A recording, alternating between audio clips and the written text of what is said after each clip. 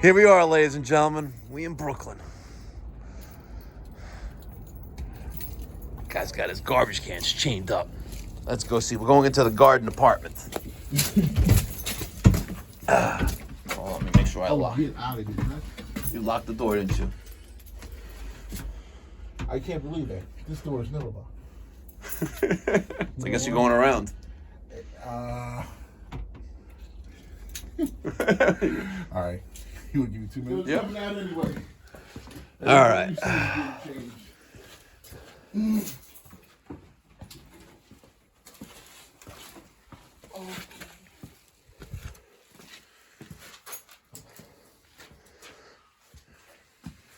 What the hell happened here? Tell me the boiler's not running. No, it's fine. Yo? What is wrong with this picture? Oh. That just happened then.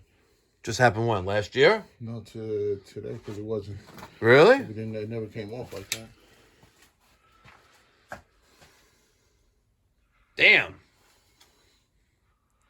That just happened. You have I know this may sound like a stupid question. You have a carbon monoxide detector in the house? Yes. Yeah. Is it more than? Is it under 3 years of age, or younger? It's brand new. Okay. But it's all the way over by the steps. Gotcha. So let me ask you a question. Another question.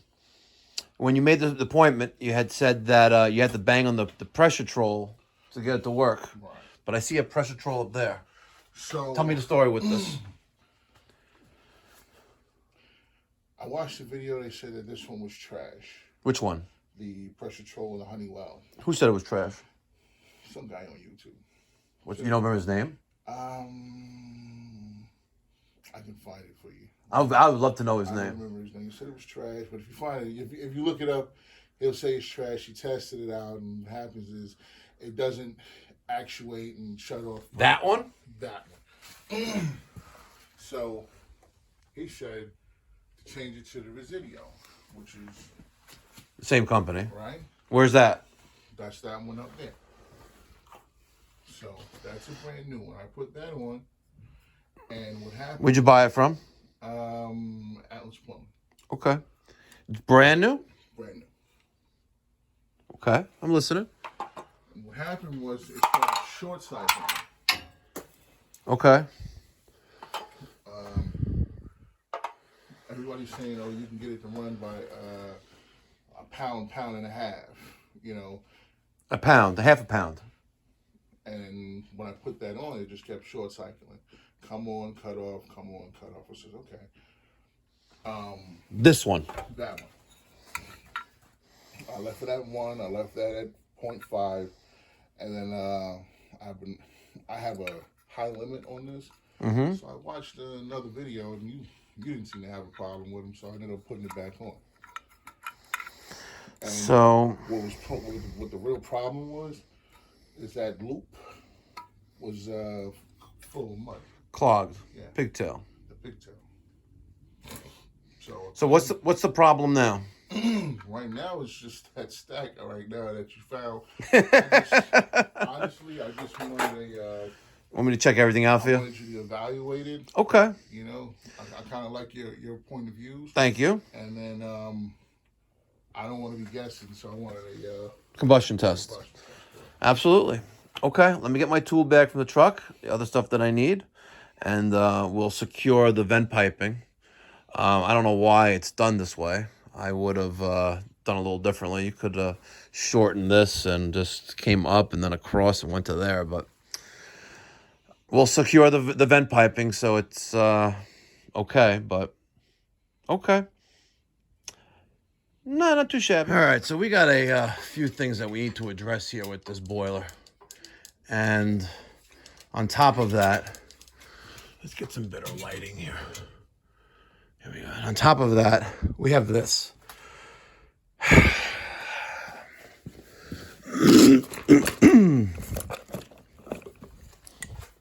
me show you. Yeah, we got flying pitch there. We got flying pitch there. Let me work on this first. All right, so I carefully remove the the foil tape, and I've noticed that there's one screw holding this thing in. And let me show you how we're gonna resolve. Damn. I literally took my tin snips and cut off a little bit of that adjustable smoke 90. Right? And now we got flying pitch in the right direction. That took 7 minutes. Plus, I have 3 screws holding on that cut down adjustable smoke 90, 4-inch, on the draft diverter and going to the piece of 4-inch. And then I took a screw and screwed down the draft diverter legs to the tank. They give you the screws, ladies and gentlemen. They're in the water heater. They may even still be in the bag. No. But I do want to point something out to you. And this is weird, but let me show you the venting. You see that vent installation? To improve the flow of exhaust gases, we recommend that a minimum of 12 inches of vertical vent pipe be installed on the draft hood prior to any elbow. A portion of the vent pipe, up to 75% of the total vertical height, can be horizontal, but termination must be vertical for horizontal. Vertical for a horizontal section installed without drips or sags, and slope upward with at least a 1/4 inch per foot. Now, we have a problem here in New York and in the Northeast where water heaters now are taller and more insulated, and it's impossible in most cases, almost all cases, to allow for 12 inches on there. You saw what I had to do here. Imagine 12 inches is up here. Come on. That involves a substantial amount of work, but we did now make this more safer with the proper pitch on our horizontal line going out. And that's a minimum of a quarter inch a foot. That's probably about a good 1/2 inch per foot. All right, let's take a look at this guy's boiler. He went to go get a adjustable smoke 90 from the supply house. That one's broken. I gotta clean this up. This is disgusting. Let's talk about components here. Right here, this is the thermostat relay, transformer, electronic intermittent ignition, spark igniter box. We have the Honeywell gas valve for intermittent ignition, sight glass, pressure gauge, low water cutoff, pressure troll, pigtail. What's that's about? No idea. That is a automatic feed. Now, on the other side, here is the manual reset pressure troll. All right. Here is our 15 PSI relief valve with drip leg.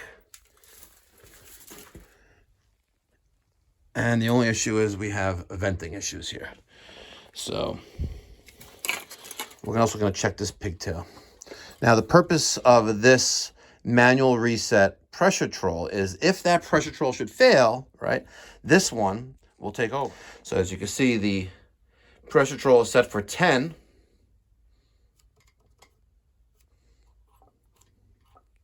And that's if you have to reset it. So we're going to check this pigtail.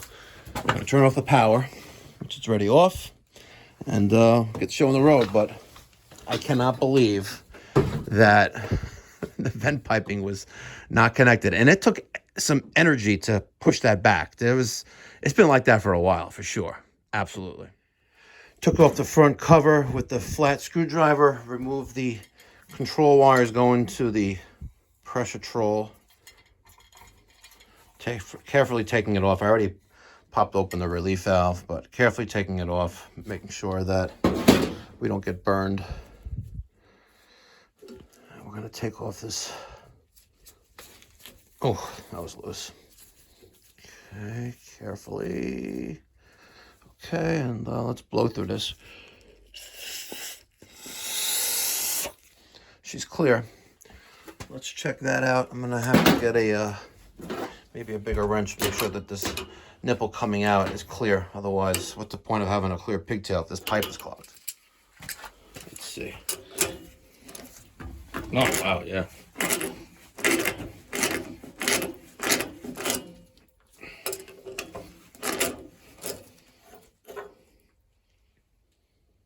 All that mud.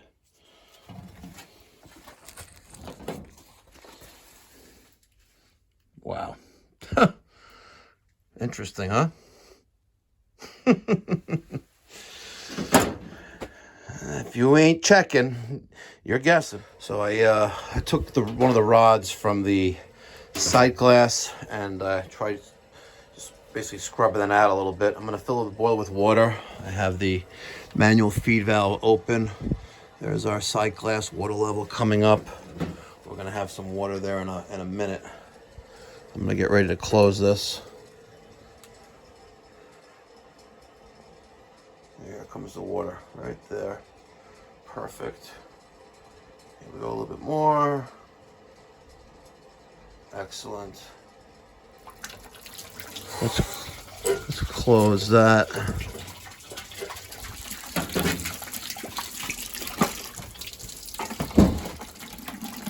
All right, and now I'm going to carefully pull that plug out.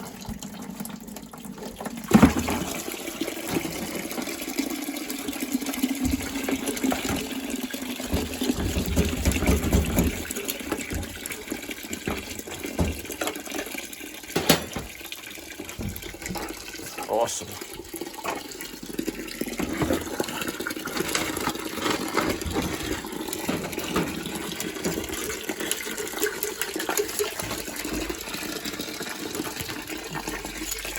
All right. Not too shabby, huh? Yeah, not bad. Started doing plumbing last night, you know? All right, the manual reset pressure troll is back in position and wired. Beautiful. Even looped around the little wires onto the terminal posts. Used some PTFE tape on the pigtail and on the plug that we cleaned out. I have the other side slowly dripping out. Slowly. We're going to test the low water cutoff next. We'll turn on the power now that my flue is kind of attached. God. Let me get the other bucket. And let's migrate over to the other side.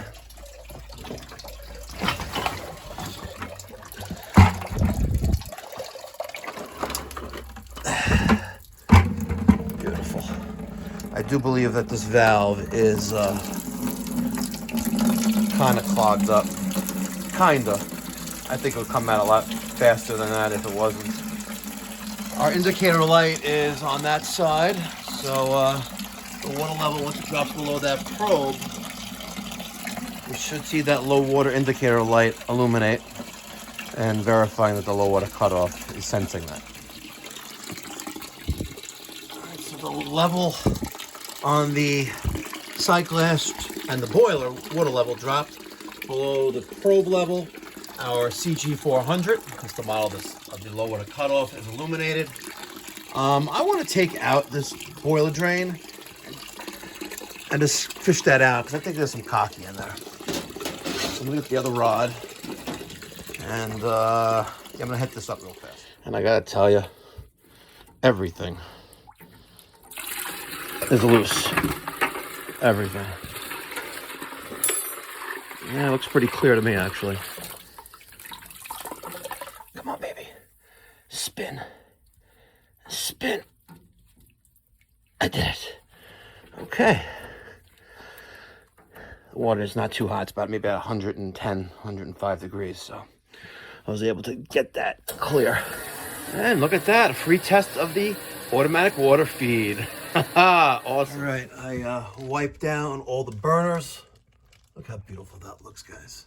Look at that. Sprayed some WD-40 on the top of the boiler just as a nice little cleaner slash lubricant protectant. Our water level's back where it needs to be. I'm still waiting on the homeowner to get back with this smoke 90 because it's just wrong. Cleaned up the top of the water heater. I made note of the model and serial number of the water heater for the customer's property profile and house call pro. So I got the water heater and I got the boiler. Took pictures of both. Let's fire up the combustion analyzer, see what we got going on there. Because the flue piping was disconnected at arrival and the boiler was warm, we don't really know what the levels of carbon monoxide may be in this conditioned space. And yes, I know I should be carrying a carbon monoxide monitor or detector on me, personal one. I keep forgetting. I know, I'm sorry guys, and I should be leading by example and I'm not, but I am going to have one on Monday, I promise. All right, it's not reading anything. Boiler's off. I just turned it on outside. I'm gonna pause that. I'm gonna guess that this is probably my thermostat. If I had to guess. It's my thermostat. Let's see. It's either that or it's 24 volts and I'm gonna short something out right now. Let's see what happens. Nope, it's thermostat. Perfect. Damper's open.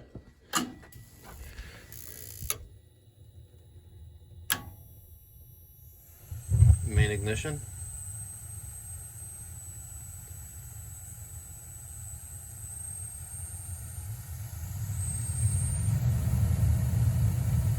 Okay, we're cooking with gas.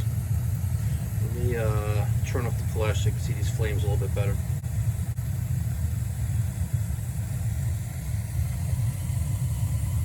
Not too shabby.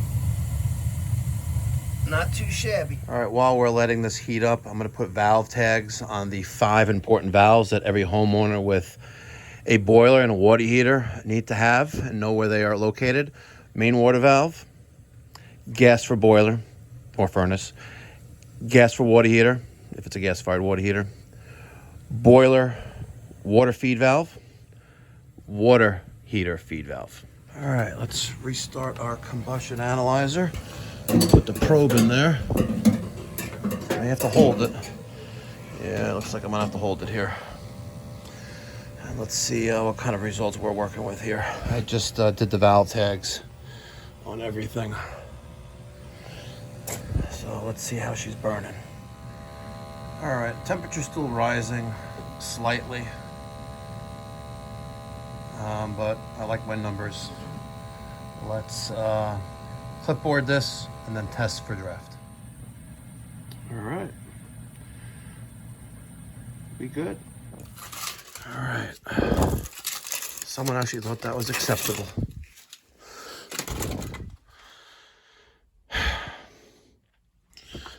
I get it that sometimes you're in a bind and you don't have an extra piece of flue pipe or you gotta reuse something that's old, but this is just, that's not excusable. And I probably should have done this first, before the combustion test, because everything is hot now. But not too shabby. We'll get it all taken care of. All right, so I just removed the flue piping off the top of the boiler. I'm going to put an elbow here and put an elbow there, and nice beeline to the breaching of the chimney, or the actual smoke Y, actually. All right, I think that looks a world of a difference. Look at this. Not too shabby, huh? We made the water heater safe. We made the boiler safe. I got 3 screws on every joint. Every joint. See, if I don't show you people, you'll say I didn't do it. 15 PSI relief valve, drip leg. It's all right. Water heater. Oh, it is what it is. You think they removed the drip tee on the gas, but for code compliance, but they didn't make the relief valve code compliant. Go figure. All right, let's put some stickers on here and be done. All right, ladies and gentlemen, this concludes the video and the service call. I appreciate your time. I hope you learned something new today. And if you did, if you wouldn't mind, let me get your thoughts in the comment section down below. If you have any criticism, I'll take that too. And if you live in the New York City, Long Island metropolitan area, and you're tired of being bamboozled by your plumber, my company would love to help you. We'll catch you in the next one. Be well, God bless, stay safe.